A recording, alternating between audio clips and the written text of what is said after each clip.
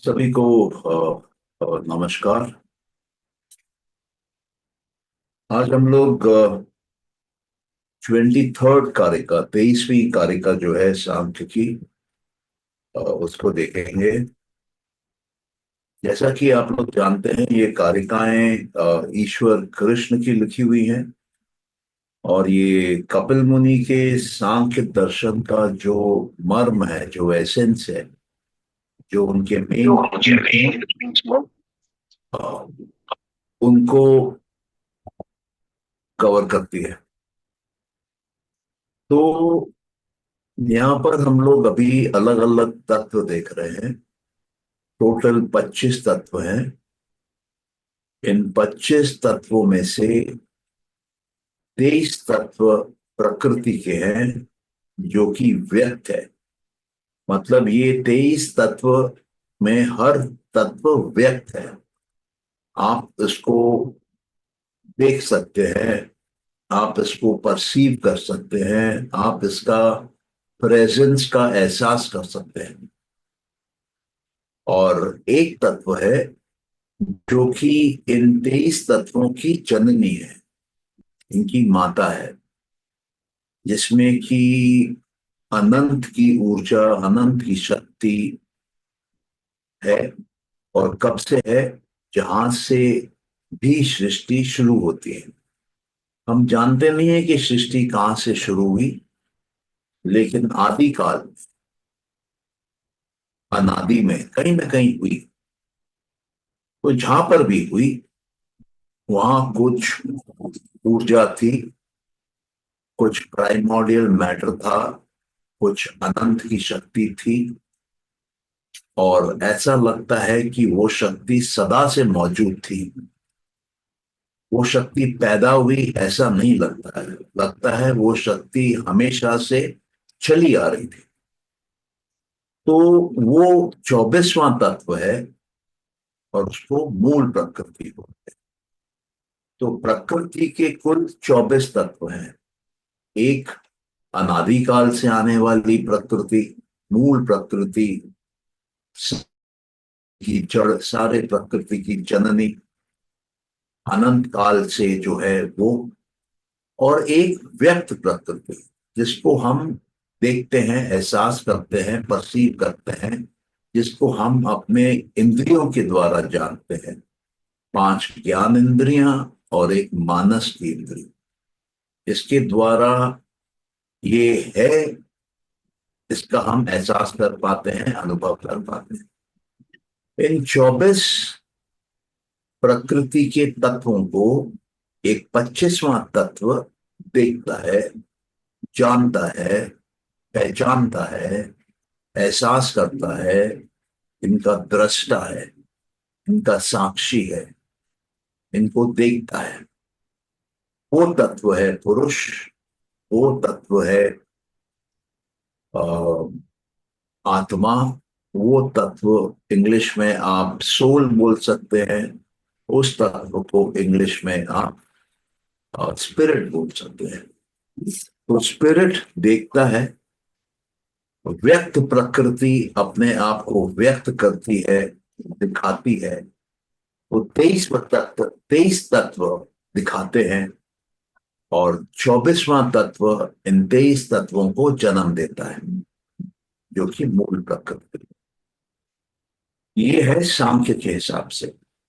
लेकिन जब आप इसमें योग के दृष्टिकोण से देखेंगे, तो 26 तत्व हैं।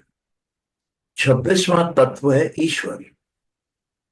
ये ईश्वर जो है, ये पुरुष को भी देखता है, और विशेष पुरुष है। ये मूल प्रकृति को भी देखता है, और इसको उस मूल प्रकृति का समस्त ज्ञान है। ये जो मूल प्रकृति को देखता है, क्योंकि इसको पूरा ज्ञान है, यहाँ सारी शक्तियां हैं। क्योंकि आपने सुना होगा, नॉलेज इज पावर। अगर आपको किसी चीज का ज्ञान है, तो वो आपको उस वस्तु के ऊपर, उस विषय के ऊपर शक्ति प्रदान करता है, सिद्धि प्रदान करता है, ऐश्वर्य प्रदान करता है। आप उसके मालिक हैं और आपकी सत्ता है वहां पर। तो ईश्वर की सत्ता है मूल प्रकृति के ऊपर और पुरुष के ऊपर। पुरुष की सत्ता है मूल प्रकृति के ऊपर। पुरुष मूल प्रकृति में जहां देखता है, वही हिस्सा खिलता है, उसी हिस्से में एक्टिविटी होती है, मोशन होती है, एक्शन होता है, और वही हिस्सा व्यक्त प्रकृति बनता है। हाँ हाँ।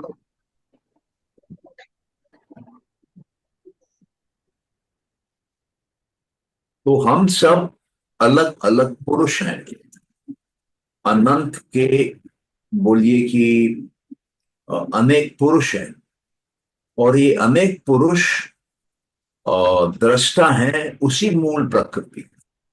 लेकिन ये सारे पुरुष एक ही जगह नहीं देख रहे हैं, अलग अलग जगह देख रहे हैं, अलग अलग प्रकृतियों को जन्म दे रहे हैं। लेकिन इन अलग अलग प्रकृतियों में कुछ समानता है। वो जो समानता है वो बुद्धि है। तो ये 23वें तत्व में बुद्धि के बारे में समझाया जा रहा है। इसी बुद्धि को जब ये ओवरऑल लेवल पे तैयार होती है, सबसे पहले बनती है, इसको महत्व बोलते हैं, महान तत्व बोलते हैं। ये फर्स्ट प्रिंसिपल है, ये फर्स्ट तत्व है, ये व्यक्त प्रकृति का फर्स्ट व्यूइंग पॉइंट है रियलिटी का। यहां से जो रियलिटी दिखती है वो टोटैलिटी दिखती है, वो कंप्लीटली दिखती है, कंप्लीटनेस में दिखती है, ब्रह्मांड का ब्लूप्रिंट दिखता है। और इसी महत्व से इंडिविजुअल लेवल की माइंड्स निकलते हैं। ये जो महत्व है, ये ब्लूप्रिंट है, ये प्लान है, ये ज्ञान है ब्रह्मांड का। अभी तक यहाँ कुछ एक्शन चालू नहीं हुआ, अभी तक यहाँ ब्रह्मांड का निर्माण चालू नहीं हुआ। निर्माण कौन करता है ब्रह्मांड का? निर्माण करता है एक एक जीव, अपने अनुसार निर्माण करता है। तो वो निर्माणकारी जो मन है, उसको अहंकार बोलते हैं। उसमें अहम की शक्ति है। अहम मतलब अ से ह तक के अक्षरों की शक्ति है, जिसका कि नाश नहीं किया जा सकता। जो शक्तियां अमर हैं, उससे हम अपने जगत का निर्माण करते हैं। तो अहंकार कहां से आता है? बुद्धि से आता है। और पहला तत्व कौन है? बुद्धि है। महान तत्व कौन है ब्रह्मांड में? बुद्धि का तत्व है। ब्रह्मांड का निर्माण कहाँ शुरू होता है? बुद्धि से शुरू होता है। बुद्धि कहाँ से आती है? मूल प्रकृति से आती है। कब आती है? जब मूल प्रकृति को पुरुष देखता है। तो ये जो बुद्धि है, इसमें इच्छा शक्ति होती है, इसमें चीज को पकड़ के बनाने की एक क्षमता होती है। और इसके अंदर कुछ भाव होते हैं।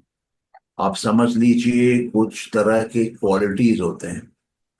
और पहली क्वालिटी होती है धर्म की। इसका अंग्रेजी शब्द है वर्चू। इसमें कुछ गुण बोल लीजिए, कुछ अच्छाइयां बोल लीजिए, और बुद्धि में स्टोर होती है स्टार्टिंग पॉइंट पे, जहां सृष्टि का निर्माण है, जहां सृष्टि शुरू हुई है, जहां पर आपका जन्म है, जो आपका बिगनिंग पॉइंट है। वहां पर आपके अंदर धर्म लोड किया जाता है, आपके अंदर ज्ञान लोड किया जाता है। लोड भी गलत शब्द है, प्री लोड किया जाता है।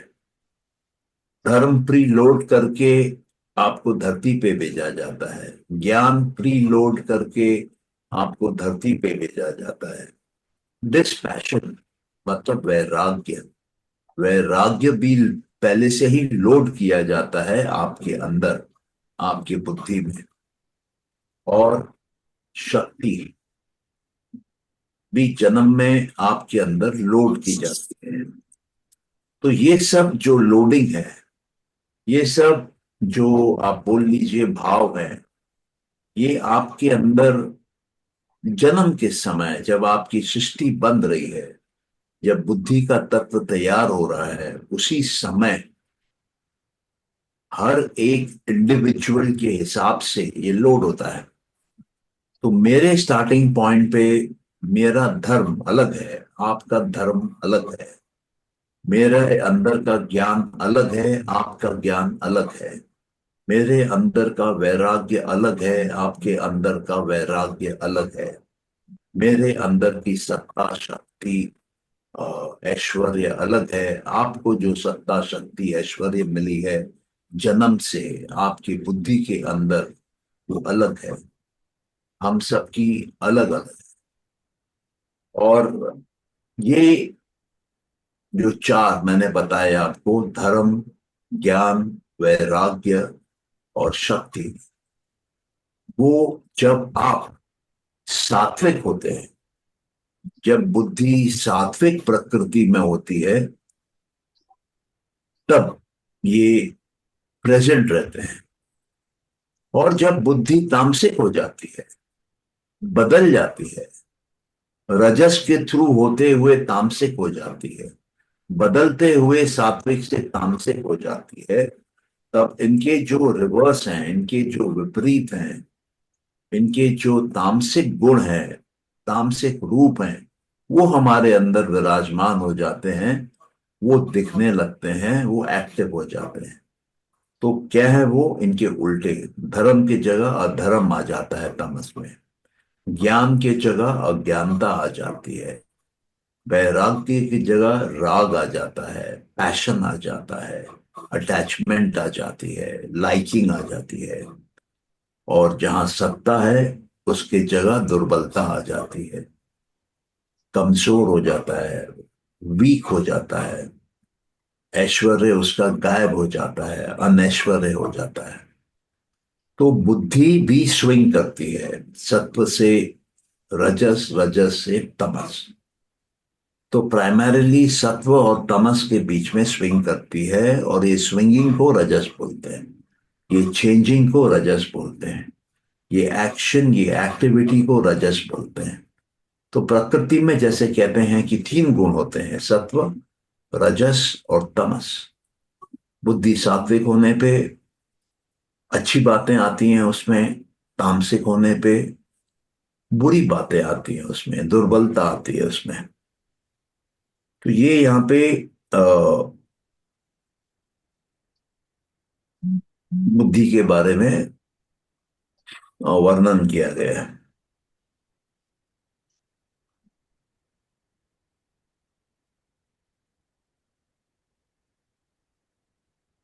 तो ये जो बुद्धि है, ये पुरुष के बिल्कुल करीब है।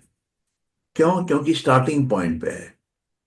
स्टार्टिंग पॉइंट पे आपका पुरुष और मूल प्रकृति है, और पहली उपज जो मूल प्रकृति से निकलती है, पहला प्रोड्यूस, पहला एवोल्यूट, पहला मैनिफेस्टेशन, पहला बोलिए क्रिएशन, वो मूल प्रकृति है। तो मूल प्रकृति से बुद्धि है। तो बुद्धि में तो मूल प्रकृति के गुण होते ही हैं, क्योंकि वो उसका बच्चा है।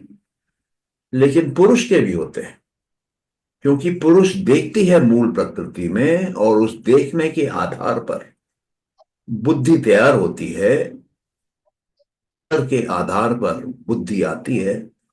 तो बुद्धि में कुछ पुरुष के भी गुण चले आते हैं, वो गुण दिखाई देते हैं।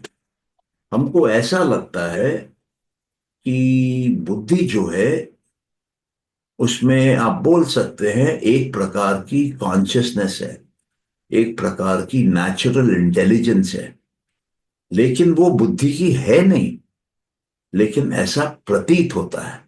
क्यों? क्योंकि पुरुष पास में है।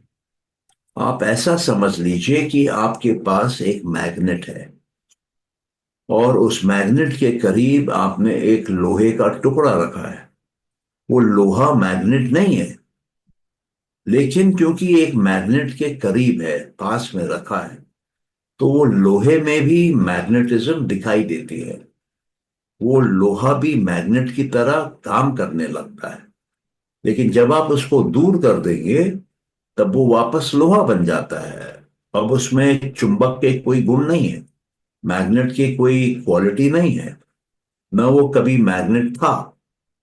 लेकिन वो मैग्नेटिज्म का प्रदर्शन कर रहा था, उसको प्रदर्शित कर रहा था।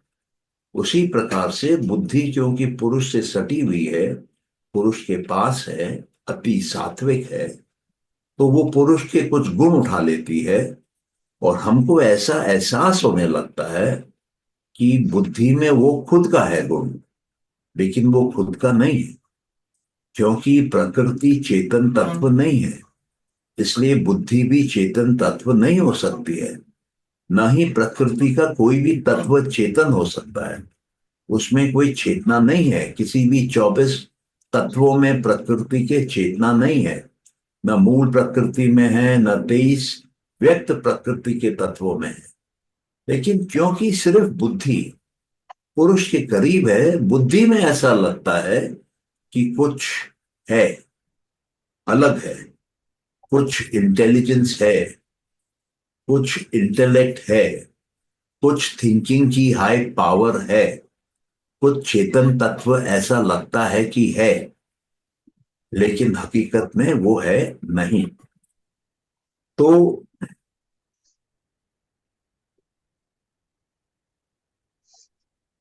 ये बुद्धि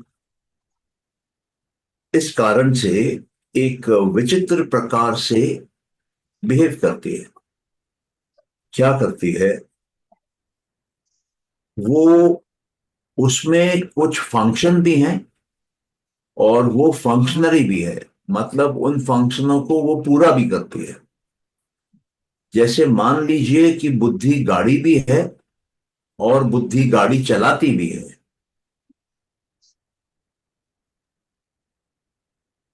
अभी आप जो टेस्ला की सेल्फ ड्राइव वाली गाड़ियां हैं, जो अपने आप चलती हैं, वो बुद्धि है। मतलब वो गाड़ी भी है और वो ड्राइवर भी है। तो वो गाड़ी क्यों है? वो गाड़ी इसलिए है कि वो प्रकृति है। और वो ड्राइवर क्यों है? क्योंकि उसमें चेतन तत्व है, इसलिए वो ड्राइव भी कर सकती है। तो उसी प्रकार से बुद्धि है। बुद्धि फंक्शन भी करती है और बुद्धि फंक्शन करने वाली भी है। बुद्धि में फंक्शन है और बुद्धि फंक्शन कराने वाली भी है। तो मतलब बुद्धि खुद काम भी करती है और बुद्धि अपने आप से काम भी करवाती है। तो जिसकी बुद्धि जागृत होती है वो एक ऊंचे दर्जे का इंसान होता है। वो ऊंचे लेवल पे, ब्रह्मांड के लेवल पे, यूनिवर्स के माइंड के लेवल पे फंक्शन भी करता है और फंक्शनरी भी है, काम भी करता है, काम कराने वाला होता है। तो बुद्धि फिर अलग अलग इंडिविजुअल माइंड से काम करा लेती है। बुद्धि माइंड के अंदर, इंडिविजुअल माइंड के अंदर जो अलग अलग फंक्शंस हैं उनको भी सुपरवाइज कर लेती है। इसका मतलब बुद्धि आपके अहंकार को इंस्ट्रक्शन देती है, अहंकार से फीडबैक लेती है, और अहंकार मानस को इंस्ट्रक्शन देता है, मानस से इंस्ट्रक्शन लेता है। अहंकार ज्ञान इंद्रियों को इंस्ट्रक्शन देता है, उनसे लेता है। कर्म इंद्रियों को देता है, उनसे इंस्ट्रक्शन लेता है। और तन मात्राओं को पैदा करता है। और तन मात्राओं को पैदा करता है मतलब मैटर बनाता है, सूक्ष्म रूप से स्टार्टिंग में। फिर वो स्थूल रूप से बनता है पंच महाभूत में। तो ये सब कहां पर केंद्रित है? ये कंट्रोल कौन कर रहा है? ये बुद्धि कर रही है। प्रकृति के अंदर बुद्धि कंट्रोल करती है।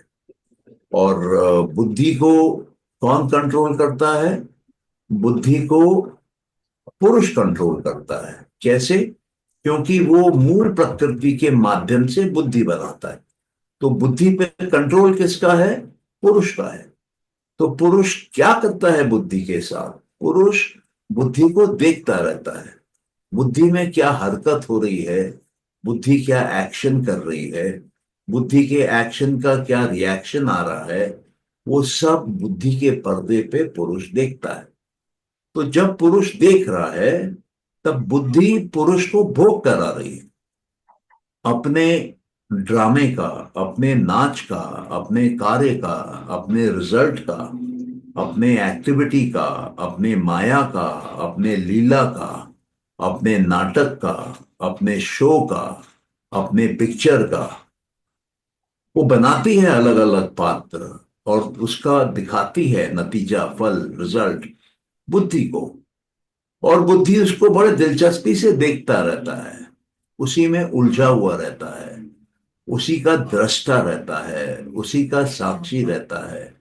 और उसको वो अपना अनुभव समझने लगता है। वो सोचता है ये घटनाक्रम मेरे साथ हो रहा है।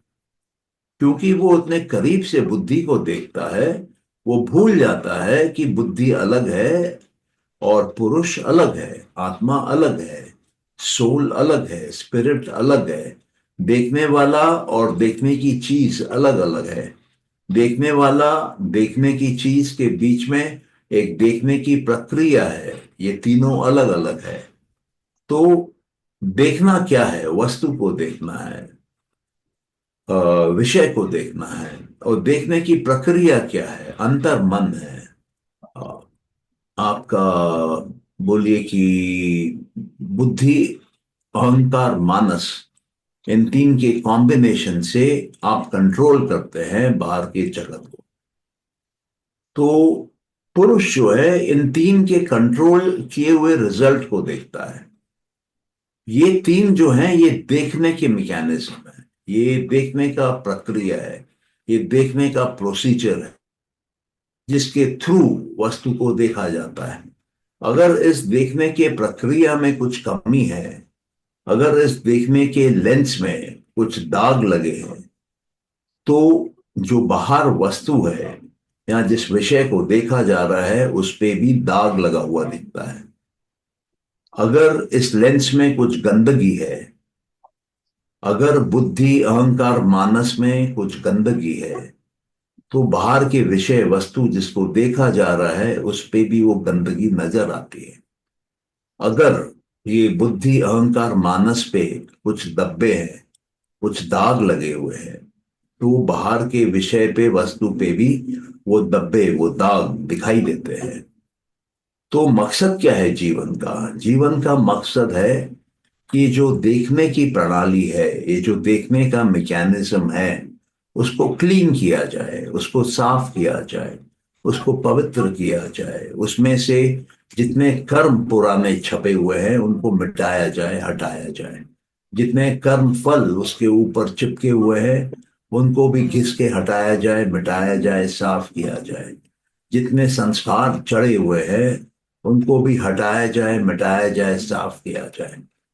तो जब ये सब साफ किए जाते हैं, मानस को, अहंकार को और बुद्धि को, जब ये साफ हो जाते हैं, जब ये क्लियर हो जाते हैं, तो जब तब ये देखने की जो प्रणाली है ये ट्रांसपेरेंट हो जाती है। इसके अंदर की ओपेकनेस, धुंधलापन, क्लाउडीनेस चली जाती है। इसके अंदर की गंदगी मिट जाती है। ये खालिस हो जाता है, पाक हो जाता है, साफ हो जाता है। अब सच्चाई जो बाहर की है वो अंदर भी वैसे ही दिखाई देती है जैसे वो है। उस पे कोई रंग नहीं चढ़ता। मैं एक पुराना गाना कई बार बोलता रहता हूँ, वो चुनरी वाला, कि चुनरी पे लगा दाग, छुपाऊं कैसे, घर जाऊं कैसे। तो ये हर इंसान अपने चित्त में, चित्त मतलब बुद्धि, अहंकार, मानस, इस पे लगे हुए दाग को छुपाने की कोशिश करता है। वरना ये दिखाई देता है कि आपके चरित्र पे, आपके वैल्यू सिस्टम पे क्या दाग है।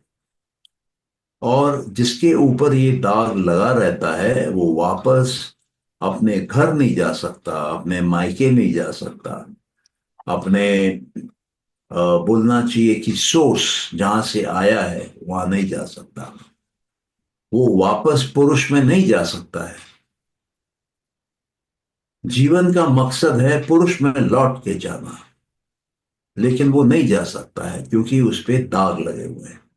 और जब तक वो बेदाग नहीं होगा तब तक उसकी वापसी नहीं होगी। कि वो चुनरी में दाग लग गया है, मैं अब घर कैसे वापस जाऊंगी? तो चुनरी को धोना पड़ता है। संसार में संसार में चुनरी को दाग लगाने वाले भी होते हैं, चुनरी को धोने में मदद करने वाले भी होते हैं। जो मदद करने वाले होते हैं वो ज्ञानी होते हैं, वो संत होते हैं, वो योगी होते हैं, वो कर्म मार्ग में रास्ता दिखाने वाले होते हैं, और वो गुरु होते हैं। उनको जानकारी होती है कि कौन सा दाग लग गया है और उसको मिटाने का तरीका क्या है। लाल दाग लगा है और पक्का रंग लग गया है, तो उसको हटाने का तरीका क्या है। कीचड़ लग गया है, तो उसको लगाने का तरीका क्या है। कौन से साबुन से कौन सा रंग मिटेगा?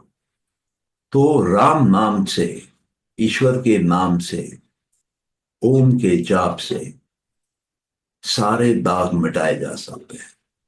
और अगर आपको राम का नाम नहीं जपना है, गुरुओं का नाम नहीं जपना है, ईश्वर का नाम नहीं जपना है, तो ध्यान के माध्यम से, तपस्या के माध्यम से, मंत्रों के उच्चारण के माध्यम से और कई अलग तरीकों से आप दागों को मिटा सकते हैं, चुनरी को साफ कर सकते हैं, धो सकते हैं, नया कर सकते हैं, और फिर वापस अपने घर शान में और पूरी इज्जत के साथ लौट के जा सकते हैं।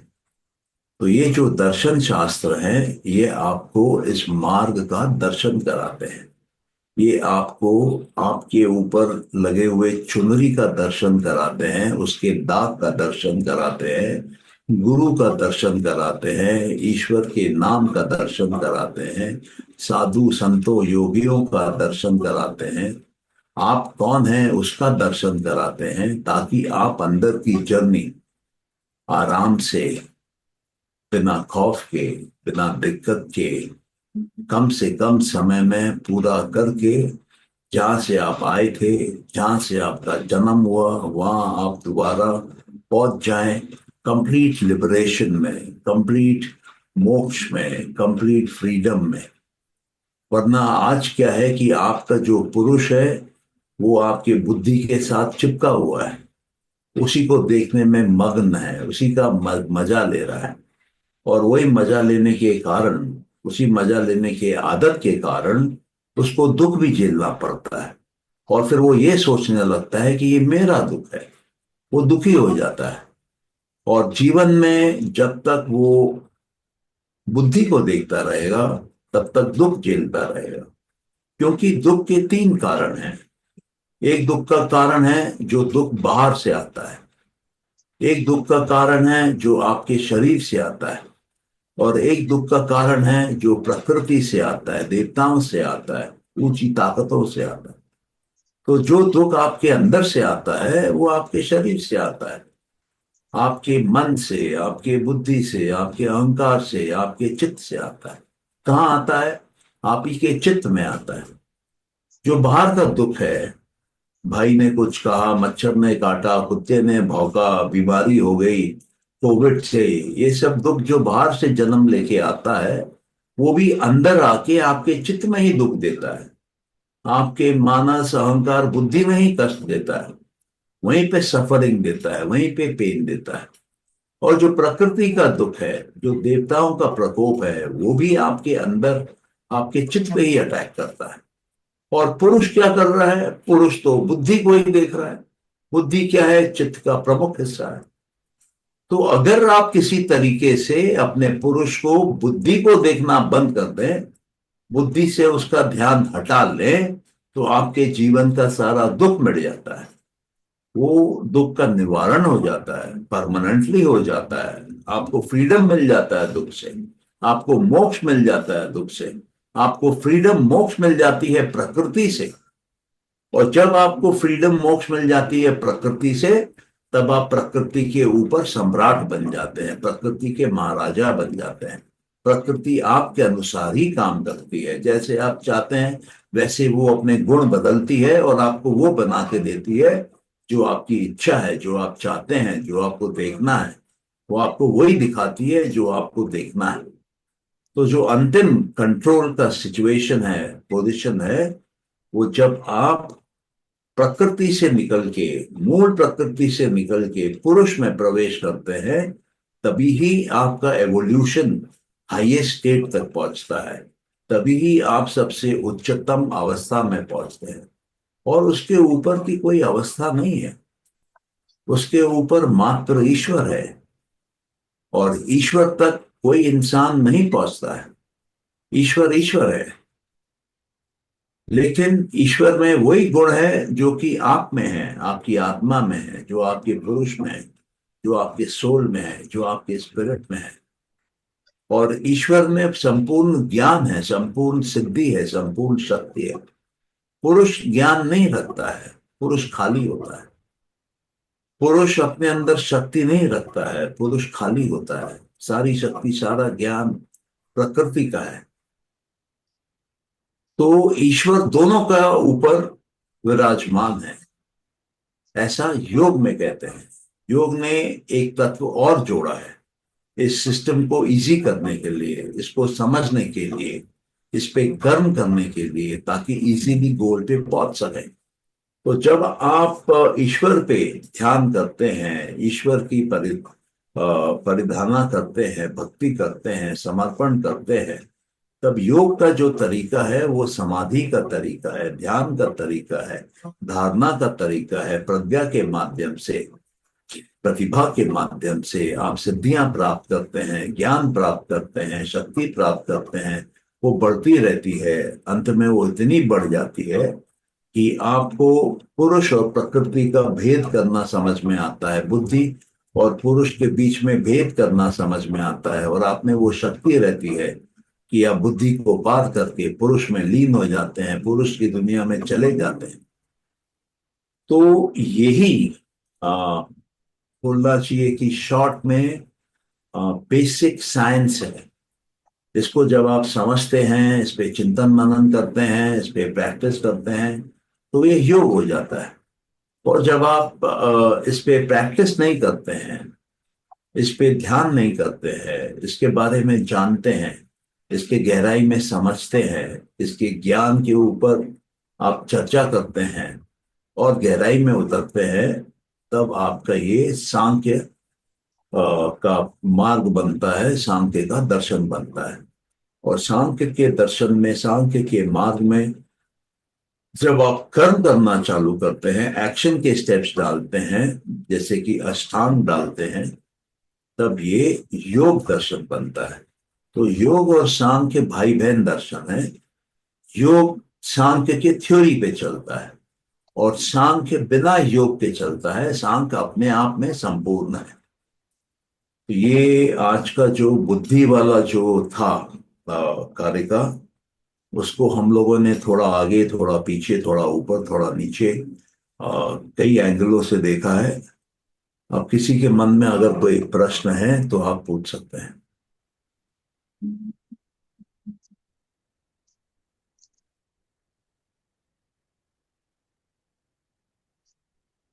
हाँ, बोलिए सौम्या। सर जब बुद्धि बिल्कुल क्लोज होती है पुरुष के, और आप जैसे बोल रहे हैं मैग्नेट की तरह उसमें उसके वो होते हैं, रिफ्लेक्शन होती है, तो फिर वो खराब कैसे हो जाती है? मतलब जैसे चित्त का पार्ट जब वो है तो उसमें वो मॉडिफिकेशंस और वो आ जाते हैं। ये मैं समझा नहीं, खराब हो जाती है मतलब? मतलब आप बोल रहे हैं ना कि महत इज द फर्स्ट एवोल्यूट, हाँ। और उसमें पुरुष का वो है, अ, मतलब रिफ्लेक्शन है, क्या वर्ड हाँ, है ऐसा मुझे। लगता है। हम्म, तो बुद्धि अ, वो कैसे हो जाती है, मतलब? नहीं, बुद्धि बुद्धि खराब थोड़ी ना होती है। नहीं।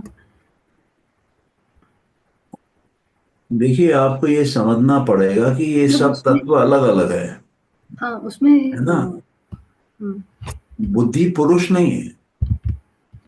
हम्म, बुद्धि प्रकृति का तत्व है जिसमें पुरुष के समान गुण दिखाई देते हैं। जैसे माँ जो बच्चे को पैदा करती है उसमें पिता के गुण दिखाई देते हैं, हम्म, लेकिन वो बच्चा पिता नहीं है। हम्म। वो बच्चा माँ भी नहीं है। वो माँ से मिलता हुआ है लेकिन माँ से अलग भी है। अभी आपको समझ में आ रहा है? सर बुद्धि में तो सत्व है ना मेनली, और वो बुद्धि यूनिवर्सल माइंड है। फिर नहीं नहीं, आपको ये कंफ्यूजन है। बुद्धि प्राइमरीली सात्विक है, ठीक है। लेकिन इस सात्विक अवस्था में भी वेरिएशन है। ये कभी सात्विक सात्विक होती है, कभी सात्विक राजसिक होती है, कभी सात्विक तामसिक होती है। प्राइमरीली सात्विक है, लेकिन सत्व के अंदर भी ये तीनों स्टेट धारण करती है। तो जब ये तामसिक होती है तब इसमें अधर्म आता है, तब इसमें अज्ञानता आती है, तब इसमें राग आता है, और तब इसमें अनैश्वर्य बोल लीजिए वो आता है। और जब ये सात्विक सात्विक हो जाती है तब इसमें पॉजिटिव साइड के क्वालिटीज आ जाती हैं। तो टोटल प्रकृति में, बुद्धि में 8 प्रकार के भाव होते हैं। 4 पॉजिटिव, 4 नेगेटिव। तो हम सबके अंदर में ये 4 पॉजिटिव, ये 4 नेगेटिव होते हैं। और जब हम जीवन में आगे चलते हैं, इवॉल्व होते हैं हम जीवन में, जब हम जीवन में आगे चलते हैं, इवॉल्व होते हैं, तब हम बदलते हैं। और बदलते बदलते हमारा ज्ञान बढ़ सकता है, घट सकता है। अधर्म धर्म बढ़ सकता है, घट सकता है। ऐश्वर्य बढ़ सकता है, घट सकता है। ये सब आठों चेंज हो सकते हैं। लेकिन जब ज्ञान हमको पूरा मिल जाता है, जब ज्ञान कंप्लीट हो जाता है, तब ये जर्नी रुक जाती है। तब ये गाड़ी और आगे नहीं जाती है, और रुक के वहां पर मोक्ष प्राप्त हो जाता है। मोक्ष प्राप्त होते ही वो जीव प्रकृति से निकल के पुरुष की अवस्था में चला जाता है, पुरुष के तत्व में लीन हो जाता है। अभी आपको समझ में आ रहा है? हाँ सर, क्लियर है। हाँ। हाँ सर, क्लियर है ये। हाँ, अब एक चीज और भी है। हम्म, मान लीजिए इस जन्म में पूरा ज्ञान नहीं मिला, तो जो भी लास्ट स्टेटस है इन आठों का, धर्म अधर्म ज्ञान अज्ञान और ये जो 8 है, उसी के अनुसार अगला जन्म हो। और जब अगला जन्म होगा तो यही स्टार्टिंग पॉइंट बनेगा। जो हम्म, इस जन्म का फिनिशिंग पॉइंट होता है वो अगले जन्म का स्टार्टिंग पॉइंट बनता है, और फिर वापस वहां से बॉल रोल होना चालू होता है। ठीक है। ओके। एक और चीज़ क्लैरिफाई करनी थी सर, जो आपने बोला था कि बुद्धि में फंक्शंस भी हैं एंड वो फंक्शनरी भी है। हाँ। वो पार्ट नहीं क्लियर हुआ कैसे? आप अपने बुद्धि का कभी प्रयोग करती हैं? हाँ, हमें लगता तो है कि करते हैं। हाँ, लगता है करते हैं। तो बुद्धि का प्रयोग जब करते हैं तो किसके ऊपर करते हैं? अ, बुद्धि का प्रयोग बुद्धि के ऊपर ही करते हैं। बुद्धि का प्रयोग बुद्धि के माध्यम से ही होता है। तो बुद्धि जो है उसके फंक्शंस हैं, और बुद्धि ही वो फंक्शन करने वाली है। तो आपके अंदर की बुद्धि समझ लीजिए 2 पार्ट्स में डिवाइडेड है।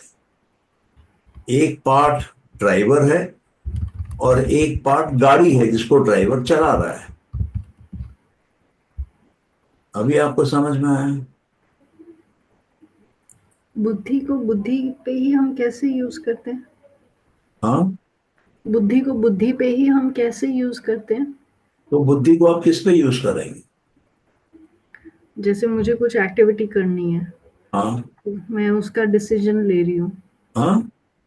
कोई एक्टिविटी मुझे करनी है और उसके हाँ। बारे में मैं कुछ माइंड में सोच के कुछ डिसीजन ले रही हूँ, मान लो। हाँ, तो डिसीजन बुद्धि में होता है। हम्म। माइंड जो है, मानस जो है, वो इंटरफेस है। वो बाहर की दुनिया और अंदर की दुनिया को जोड़ता है। हम्म। वो बाहर का ज्ञान अंदर लेके आता है। वो आइडेंटिफाई करता है तर्क लगा के कि ये क्या है, बस। और उसके बाद उस ज्ञान को वो अंदर पास ऑन करता है अहंकार को। अहंकार उस ज्ञान पे अपना अंडरस्टैंडिंग लगाता है, मैं और मेरा के पर्सपेक्टिव से, मैं और मेरा के दृष्टिकोण से। हम्म। और फिर वो उसको पास ऑन करता है बुद्धि को। हम्म। अब बुद्धि सोचता है कि ये जो मेरे को आया इंफॉर्मेशन दोनों का, इसका मैं क्या करूं? इसको मैं एक्सेप्ट करूं कि रिजेक्ट करूं? इसको मैं एक्सेप्ट करूं तो स्टोर करूं कि नहीं करूं? स्टोर करूं तो कहाँ करूं? तो ये सब डिसीजन मेकिंग जो है, और उसके डिसीजन के ऊपर जो एक्शन है, वो बुद्धि लेती है अपने ही कुछ पार्ट्स को यूज करके। अच्छा। ओके। ठीक है। हम्म। तो बुद्धि का फंक्शन भी है, और बुद्धि फंक्शन करने वाली भी है। हम्म। मतलब बुद्धि मास्टर भी है और बुद्धि स्लेव भी है। तो जो बुद्धि के अंदर मास्टर है, वो जो बुद्धि के अंदर स्लेव है, उससे वो काम करा रहा है। हम्म। अभी समझ में आ रहा है? सर ठीक है। ओके। हाँ, तो वंदना का भी क्वेश्चन था, और भी किसी का हाथ उठा हुआ था। यस सर, मेरा क्वेश्चन ये था कि आपने बोला कि चित्त को साफ करना है, मतलब देखने के ऊपर आपने बोला ना, देखने का पर्दा क्लीन करना है। तो सर, तो मतलब हमेशा कैसे, मतलब एक लेवल पे, मतलब दृष्टा बन के रहे, मतलब कैसे अभ्यास करें इसका? यहाँ वही सवाल हम लोग बार बार करेंगे तो फिर क्या उत्तर दें, बताइए। योग के सर माध्यम आ से। जाता है, योग से आ जाता है, मगर जब तक हम उस लेवल पे नहीं पहुंचे हैं तब तक तो हमें कुछ कंट्रोल नहीं, मैं समझा नहीं, और दोबारा नहीं, कर्म पूछे। कर्म और संस्कार और नहीं बने। कर्म और संस्कार क्या बोल रहे हैं? अभी नहीं बने और नए नहीं बने। हाँ, उसके लिए क्या करना है? हाँ जी। अष्टांग का पालन करना है आपको। हिंसा नहीं करनी है, झूठ नहीं बोलना है, किसी से चुराना नहीं है, ब्रह्मचर्य का पालन करना है, अपरिग्रह करना है, और सफाई में रहना है, मानसिक सफाई, शारीरिक सफाई। आपको संतोष में रहना है, आपको तपस्या करते रहना है, स्व अध्याय करना है, ईश्वर के प्रति समर्पित रहना है, आसन करना है जो कि स्थिर हो, सुखदायी हो, उसमें अनंत पे ध्यान करना है, प्राणायाम करना है, चित्त को कंट्रोल करना है। तो आपको सांस रोकने से चित्त कंट्रोल होता है, उसकी स्पीड स्लो होती है।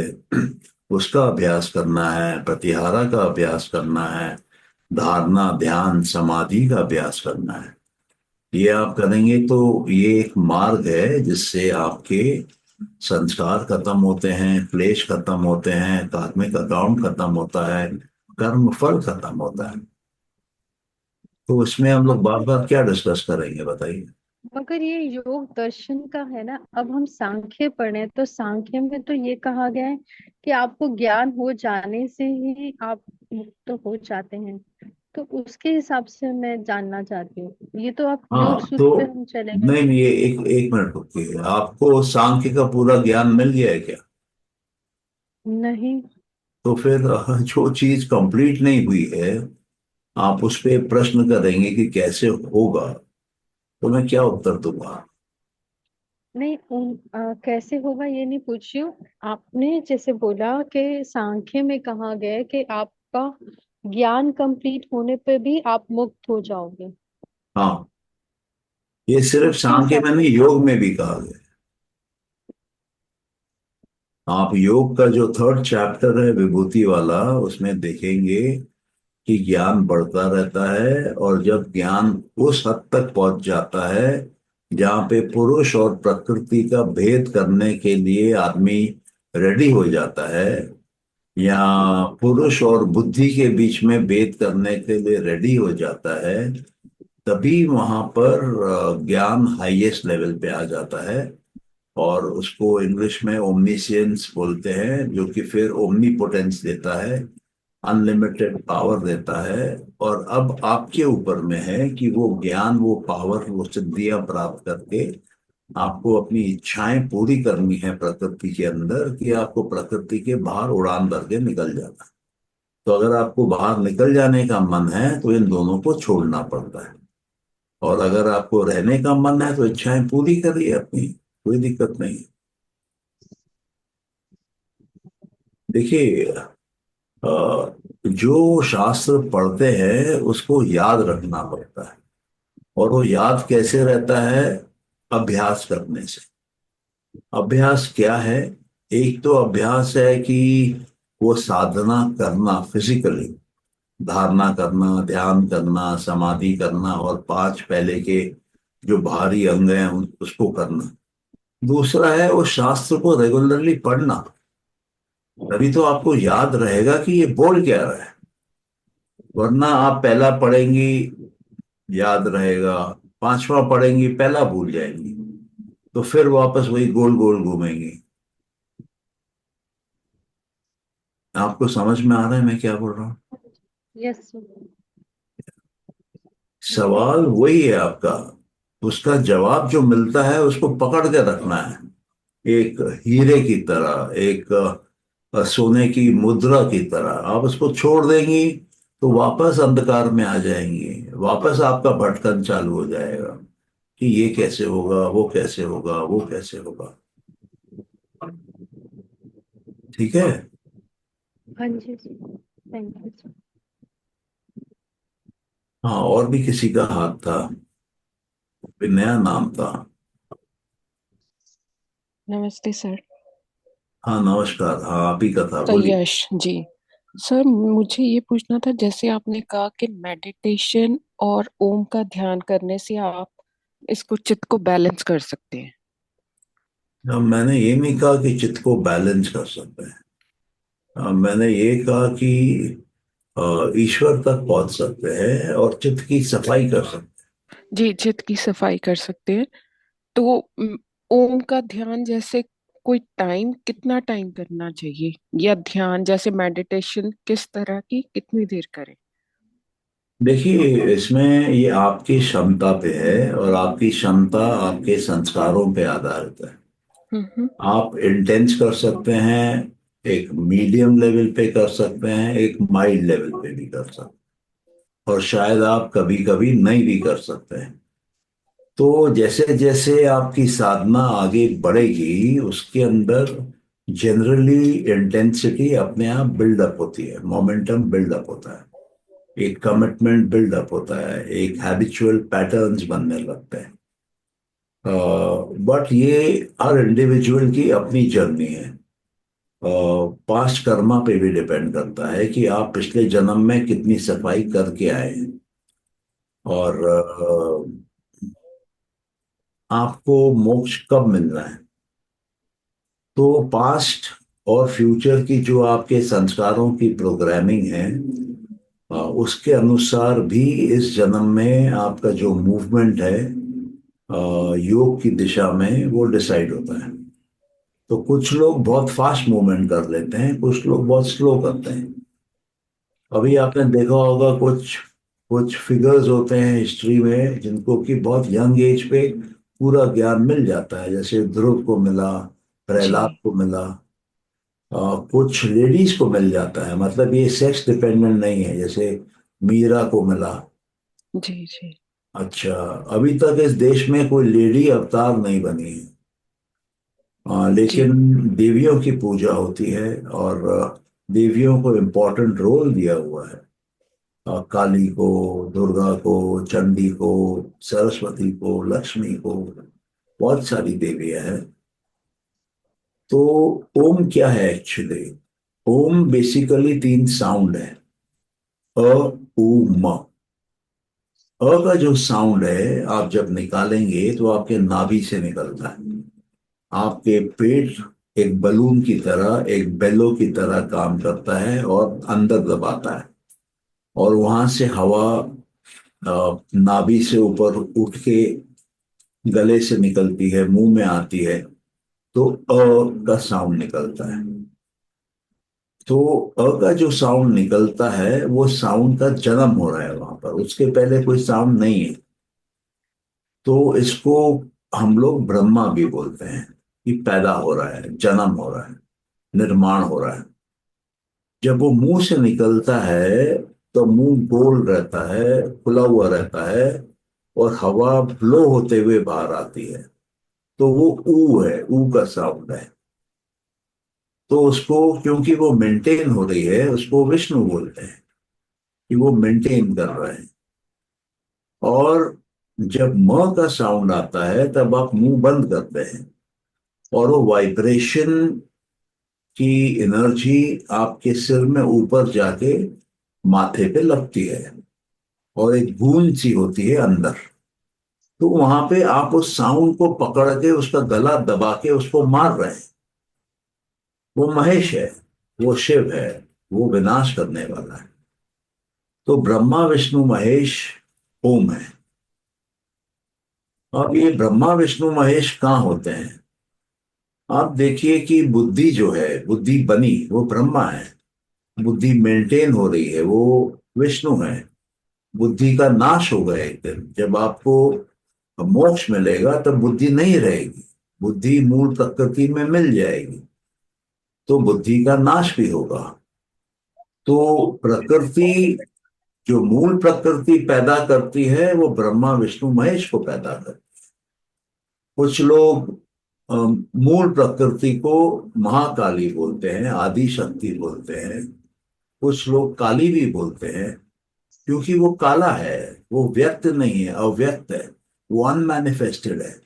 उसको हम अपने मान माननीय क्या मानवीय इंद्रियों के द्वारा देख नहीं सकते, इसलिए वो काली है। और जब वो दिखने लगती है, चमकने लगती है, तब वो व्यक्त हो जाती है, जब उस पर लाइट गिरती है। तो लाइट जो है वो चेतन तत्व है। हम्म। एक मिनट। तो लाइट जो है वो चेतन तत्व है। तो जहां पर भी चेतना जाएगी वो खिलेगा, वो इल्यूमिनेट होगा। इसलिए सत्व का एक गुण बताया जाता है इल्यूमिनेशन। और जहां पर भी इल्यूमिनेशन होगा वहां पर ज्ञान आएगा। तो काली के अंदर कोई ज्ञान नहीं है, सब कुछ काला काला है, आपको क्या ज्ञान मिलेगा? लेकिन काली में, काले में आप लाइट जलाएंगे, चेतना डालेंगे, तो जहां चेतना गिरेगी वो जगह लाइट हो जाएगी, आपको उसका ज्ञान मिलेगा। तो कुछ लोग अपने चेतना के इतना बढ़ा लेते हैं कि उनको समस्त काली दिखती है, वो शिव बनते हैं। और कुछ लोगों को छोटी काली दिखती है, छोटा हिस्सा दिखता है, वो मानव होते हैं, उनके अंदर भी चेतना है, लेकिन उनकी टॉर्च लाइट है, उनकी सर्च लाइट नहीं है। उनकी लाइट सूरज के समान नहीं है जो पूरे धरती को चमका दे। उनकी लाइट इतनी है कि दीवार पर लगाएंगे तो दिखेगा क्या है।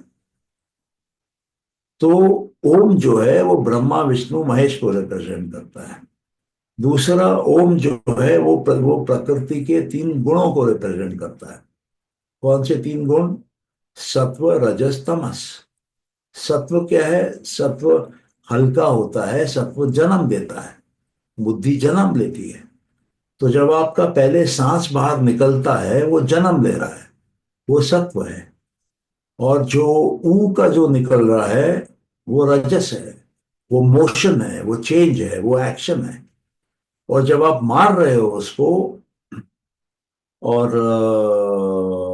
तब वो जो है वो विनाश कर रहे हो आप, वो तामसिक एक्टिविटी है। तो ये तीन गुण भी ओम में रिप्रेजेंट होते हैं, सत्व रजस तमस। अच्छा, अभी आप ये देखेंगे कि मानस जो है वो तामसिक है, और अहंकार जो है वो राजसिक है, और बुद्धि जो है वो सात्विक है, और मूल प्रकृति जो है उसमें तीनों गुण हैं वापस, लेकिन तीनों समान हैं। तो न तो वो सात्विक है, न तो वो राजसिक है, न तो वो तामसिक है, वो सोई हुई अवस्था में है, वो डॉर्मेंट है, वो इक्विलिब्रियम में है। तो जब आप ओम का जाप करते हैं, तब अ मतलब मानस, उ मतलब अहंकार, और म मतलब बुद्धि। और जब उसके बाद आप एक पॉज लेते हैं, एक सन्नाटा आता है, एक शांति आती है, वो मूल प्रकृति है। तो जब आप ओम का उच्चारण कर रहे हैं, तब आप मानस, अहंकार, बुद्धि और मूल प्रकृति, ये प्रकृति के चारों को आप याद कर रहे हैं, और रिसाइट कर रहे हैं, रिमाइंड कर रहे हैं, चांट कर रहे हैं। और ये क्या है? ये क्रिएशन है। तो ये जो ओम है, ये क्रिएशन है। क्रिएशन को कौन क्रिएट करता है? क्रिएटर करता है। तो जब आप पूरे क्रिएशन को रिमेंबर करते हैं, तो ऑटोमेटिकली आपको क्रिएटर भी याद आता है, क्योंकि बिना क्रिएटर के क्रिएशन संभव नहीं। बिना पुरुष के आपकी मूल प्रकृति बुद्धि को पैदा नहीं कर सकती। तो क्रिएटर और क्रिएशन साथ में है। और क्रिएशन के चार हिस्से हैं, एक साइलेंस, एक सत्व, एक रजस, एक तमस, एक बुद्धि, एक अहंकार, एक मानस। तो इसलिए ओम जो मंत्र है वो सबसे ऊंचा मंत्र है। उसको बीज मंत्र बोलते हैं, क्योंकि उससे सृष्टि पैदा हो रही है, सृष्टि मेंटेन हो रही है, सृष्टि खत्म हो रही है, सृष्टि वापस मूल प्रकृति में मिल रही है। तो प्रलय भी ओम से ही है, और शुरुआत भी ओम से ही है।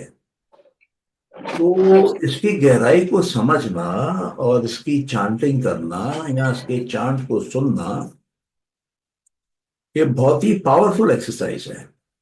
और योग सूत्र में कहा गया है कि ईश्वर ही ओम है। आप जब ओम का जाप करते हैं, तो आपको इस मीनिंग को याद करते हुए जाप करना है। जब आप इस मीनिंग को याद करते हुए जाप करते हैं, तो आपके दिमाग में वो साउंड हर बार जाके एक स्टैम्प मारता है, ईश्वर, ईश्वर, ईश्वर। कहाँ मारता है? आपके चित्त में मारता है, आपके मेमोरी में मारता है, आपके अंदर ईश्वर का संस्कार पैदा कर रहा है, आपके अंदर ईश्वर के तत्व को जन्म दे रहा है, वो उसको पाल रहा है, उसको बड़ा कर रहा है।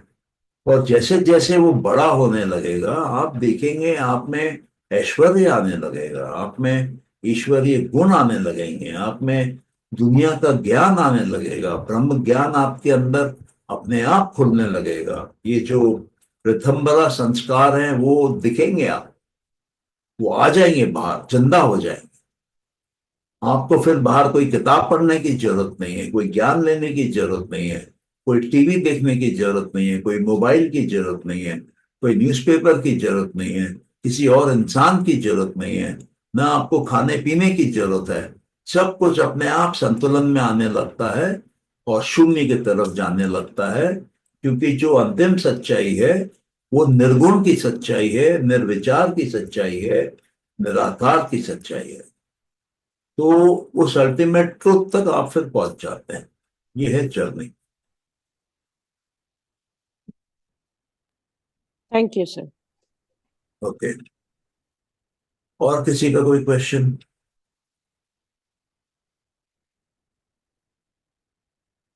चलिए तो क्लोज करें। जी सर। चलिए, okay, thank you. Thank you sir. धन्यवाद।